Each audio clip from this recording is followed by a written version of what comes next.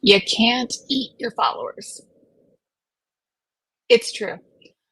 Massive online visibility can be absolutely wonderful for some businesses, and it can be an absolute worthless thing for others. So, knowing when and how to pursue a large online following and how to get those numbers and do it in a way that is sustainable and growth minded and do all the things that is going to work for you is going to be super important. And we're going to talk about the good, the bad, the ugly, about getting massive online visibility to add $200,000 or more to your business. Let's talk.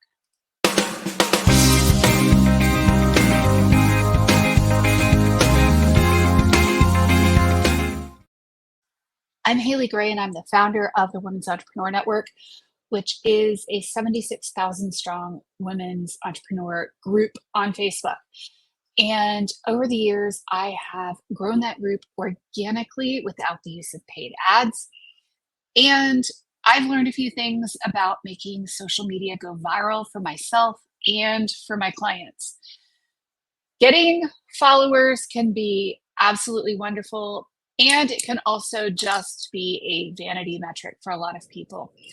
And knowing how to differentiate between the two is super important because large numbers of followers do not necessarily equate to large numbers of dollars in your bank account in every instance. So, what do you do? How do you differentiate between them? And knowing when to do it, because there is a good and a bad way to do almost every single thing in business. And I'll be honest, one of the biggest things I walked away from my MBA from Duke with is the recognition that in business, there is no one size fits all. The answer to almost every single problem in business is it depends. And I'll be honest, that is not how things are typically sold in the online world. It's the follow my 3-step formula to blah, blah, blah. And I'll be happy to sell you my viral social method course, and it's only $9.97. Go to viralsocialmethod.com. But here's the thing, knowing what you're going to do when you go viral and why you want to go viral in the first place and why you want to get massive online visibility is an important thing. So, depending on your business, it may make a ton of sense. And depending on your business, it may be absolutely worthless.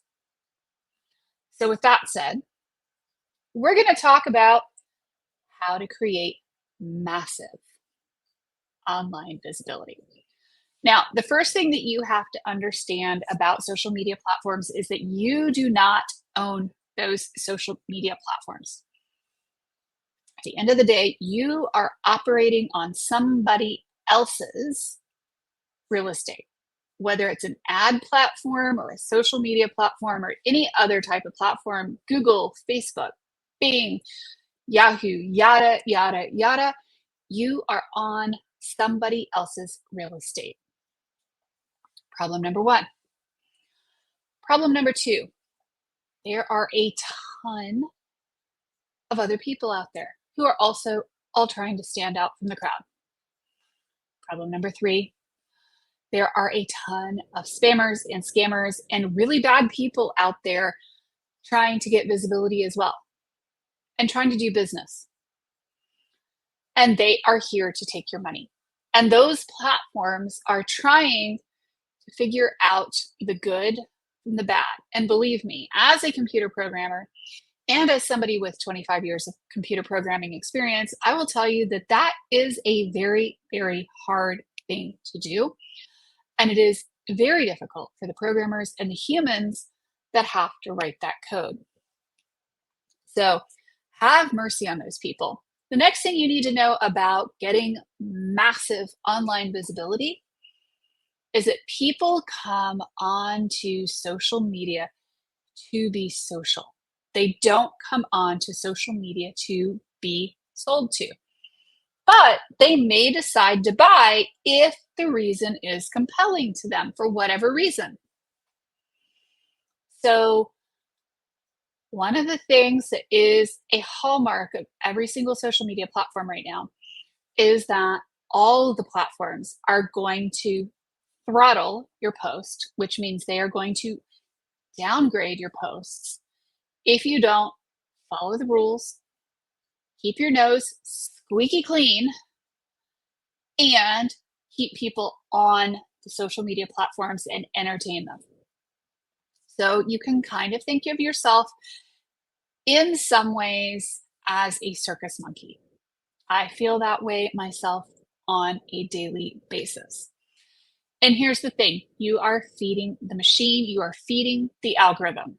The algorithm is the computer rules that show, oh, they did this, they interacted with these things, I'm going to show them more of that.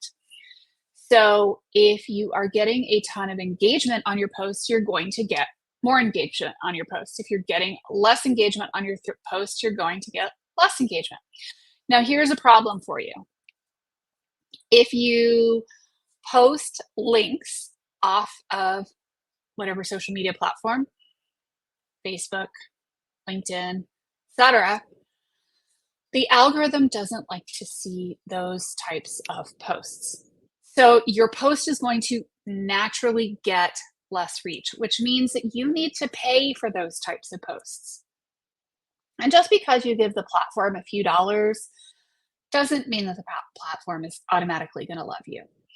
If your posts are not getting engagement, if your ads are not getting engagement, the platform is going to make it much more expensive for you to be seen. So what do? You become interesting and engaged. And at times, I really do feel like a circus elephant being fed peanuts. Seriously, because I am working with the algorithm on a daily basis and I want to see that algorithm be successful. So, what do? Right? We post regularly. A lot of people will ask me how long they or how often they should be posting on their social media. And the answer is, like many things in life and in business, it depends. At least once a day.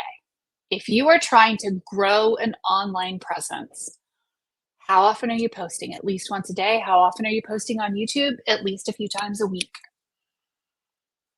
Ouch. Yeah,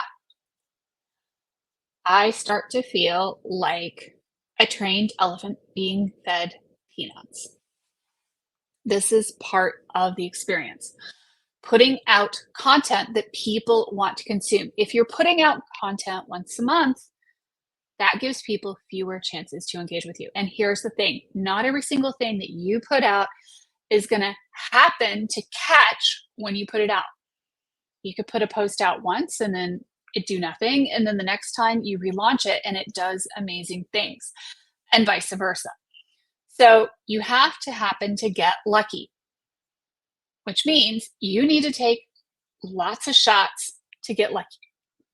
I frequently am taking many shots a day to get lucky with my social media.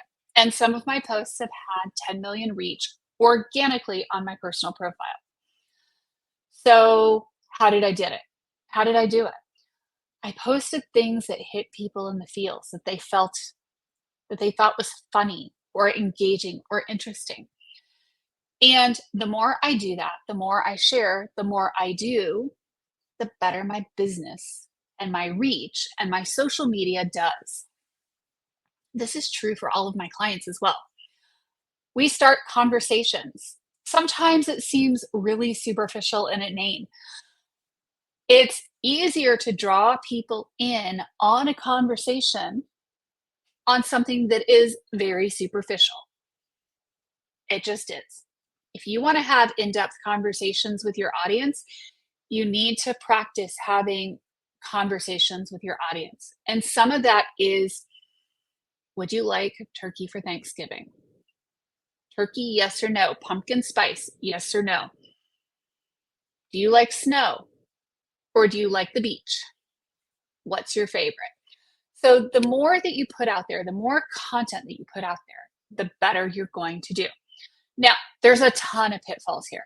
And I'm not going to go into all of the different pitfalls and all of the different things that will get your posts throttled because as sure as I love chocolate, that list is going to change tomorrow. And by the time this video comes out, it will be completely obsolete, no matter that I recorded the video 3 days ago. Because see, here's the thing, the algorithms keep changing. You have to stay on top of it, and you need somebody working with you who stays on top of and lives within the confines of the platforms and understands how to exploit those platforms. And see, here's the thing is I have a very unique perspective on this. I'm a computer programmer. I got my undergraduate degrees from NC State in, well, when the dinosaurs still roamed the earth, right after the internet became the internet in 1996, and we started having a www type experience. I built my first websites with HTML. And I'm not going to say coding because I don't consider HTML to be coding. And then I worked at IBM for a number of years writing code in Java, JavaScript, et cetera, which my husband doesn't consider coding because, well, he's a low-level developer. And I've understood the internet, and I've been working on Java since it was in beta. I've been working on WordPress since 2013. I've been working on social medias and dealing with the different platforms since 2008. I have the education and the background, and I'm curious as heck about how things work and how they're put together, and I tinker with them. One of the things that used to happen when I was working in tech in my last corporate job is that I would go in and I would test things.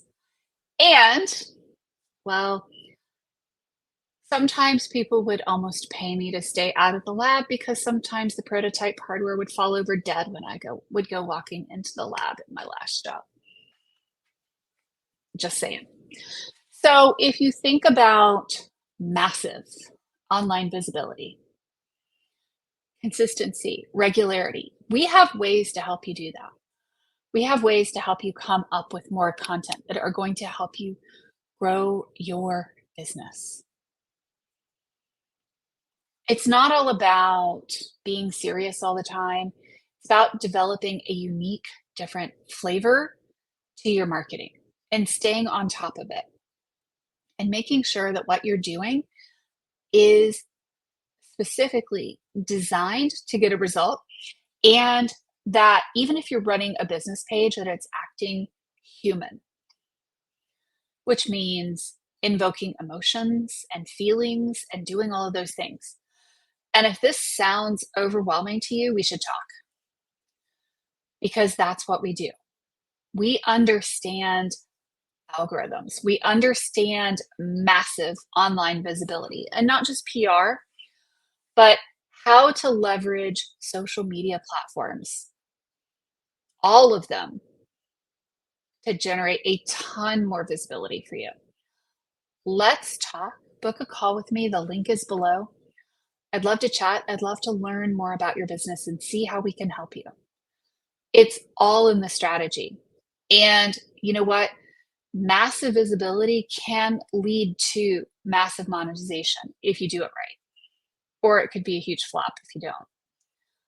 Let's make it the former and not the latter.